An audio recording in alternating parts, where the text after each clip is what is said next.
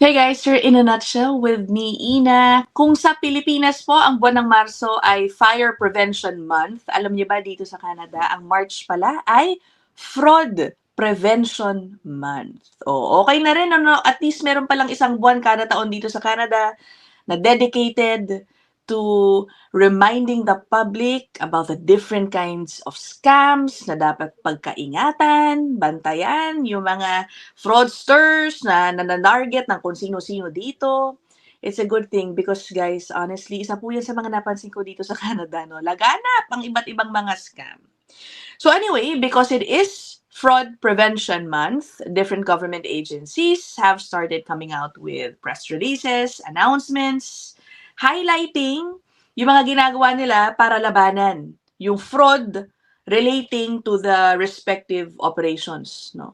Or areas of concern na mga ahensyang yan. At sa episode na ito, syempre ang pag-uusapan natin ay yung sa IRCC. And then later on, may pag-uusapan din tayo, no, since related rin naman dito. Isa pong employer sa Surrey, British Columbia, na napatawan ng napakalaking fine. Okay? I think this is the biggest in history, no? Biggest fine given to an employer based in BC because of violations sa Temporary Foreign Worker Program. Mamaya yun, pag-uusapan natin. Sige, unahin muna natin itong mensahe ngayon ng IRCC. Let me put up this press release. Kita nyo naman ang title. Ay, teka, nasa baba pala ako. Hold on. Yeah, there you go. Okay. Published today, March 2, 2026. Ito. Spot, stop, and report. Taking action against immigration fraud. One of the biggest or one of the most important messages dito ay nananawagan yung IRCC sa taong bayan na i-report ninyo sa kinauukulan kung meron kayong makita, mahuli, makilala na mga immigration practitioners, lalo na yung mga nagpapabayad, yun naman pala ay mga manloloko. Okay? Sige, basahin natin to. This is from Miss Lena Metlej Diab, the Minister of Immigration. Sabi niya, March is Fraud Prevention Month, a time to highlight the importance of protecting people and safeguarding the integrity of Canada's immigration system. As technologies continue to evolve, fraudsters are finding new ways to exploit people hoping to come to Canada. Our message is clear. We will continue to take strong actions to detect, deter, and prevent immigration and citizenship fraud. Meron ditong pinag-uusapan na 3 simple steps that they are asking everyone to do. Yun na nga yung kaninang nasa title. Spot, stop, and report. Oh. Spot warning signs. Okay? Be alert sa mga red flags, kumbaga, no? Such as pressure to act quickly, requests for large cash payments or guaranteed results. No one can promise a visa or faster processing. Okay. Alam natin, halimbawa yung sa backlog, no? It's been a problem for a while now. Although I think nag-iisap ngayon yung backlog, yung processing time, medyo umiikli na, bumibilis na ng konti. But again, as mentioned here, no consultant, immigration lawyer, agency can tell you, sige, may shortcut to, bigyan mo ko ng ganitong halaga, pwedeng ma-prioritize ang iyong application. No, does not happen. Okay? O pangalawa, after spotting warning signs, stop before you act. Verify information on canada.ca or through official IRCC channels and confirm, ito na, confirm that your immigration representative is authorized. How do you know that? Go to the portal nung CICC, yan yung nag-regulate ng mga consultant. Tapos kung ang nakuha mo naman ay immigration lawyer, yung iba-ibang society, law societies, depende kung saan po silang probinsya, makikita nyo rin po ang estado ng isang lawyer doon. And of course, pag napatunayan mo na, nakumbinsi ka na talagang may manloloko sa inyong kapaligiran, visit Report the Fraud Visit IRCC website or contact the Canadian Anti-Fraud Center and share information with family and friends. O ayan o, at least ginagawa natin to lagi dito sa channel, no? Share information with our friends. Kayo, di ba? Okay. And sa mga magtatanong, no, wala pong reward sa pagre-report. Yan po ang laging lumalabas sa mga comment section pag napag-uusapan ng sumbungan. No? Wala pong reward system, no incentives being given to those. Kahit pa yan sa mga immigration practitioners or kahit let's say sa mga undocumented, yung mga ganyan, wala pong reward dyan. Hinighlight rin po dito ng IRCC yung mga ginagawa nila to combat fraud. Kabilang na dyan, yung pagtulak ng Bill C-12. Madalas po natin to mapag-usapan ng mga nakaraang episodes. Ito po yung panukalang batas na kung maipasa, ay magkakaroon ng kapangyarihan ang Immigration Department na magkansela at magkansela ng mga immigration pathways, mag-mass cancel ng mga immigration documents. Okay? By the way, mukhang malapit ng mapasa to, no? Isa po yan sa mga inaabangan natin. Sabi rin dito, nag-strengthen na rin sila ng enforcement.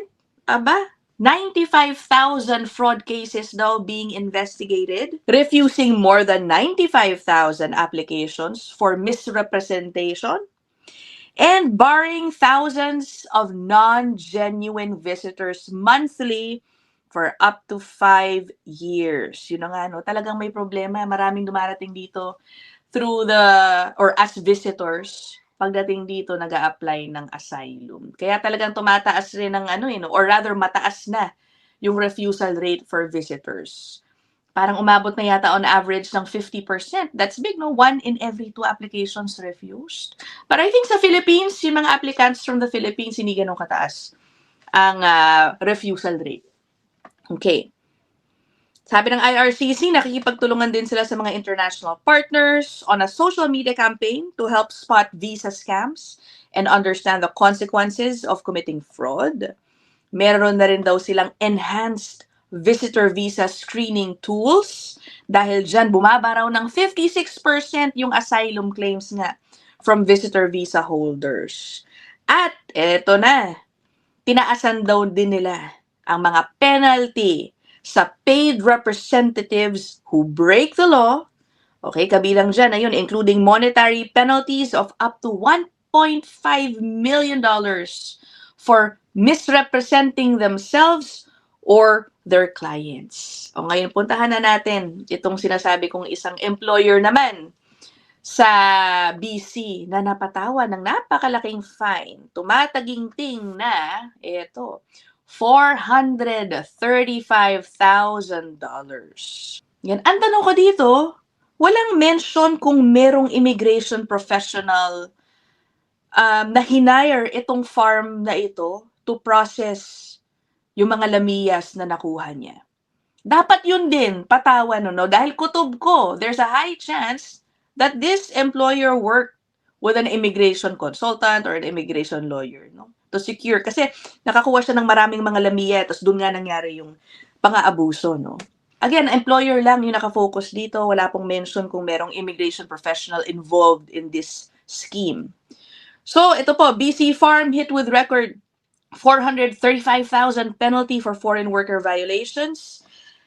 Sa Kanwar Walia Farms, the largest ever handed to a BC company for breaching laws meant to protect temporary foreign workers. Ano ang ginawa ni employer?